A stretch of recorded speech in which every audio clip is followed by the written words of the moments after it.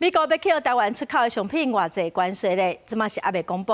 前行政院的经贸办公室总谈判代表郑正中线顶参加华府智库哈德逊研究所办的座谈，表示讲台湾一开始就愿意配合美国，嘛强调讲台湾并不是美国产业的竞争对手。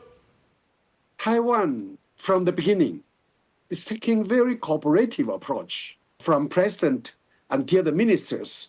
They all make it very clear that they want to cooperate with the United States.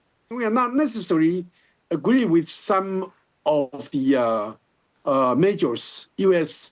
takes now, but we understand the reason behind it. We understand that there is a lack of balance between U.S. and some of its trading partners.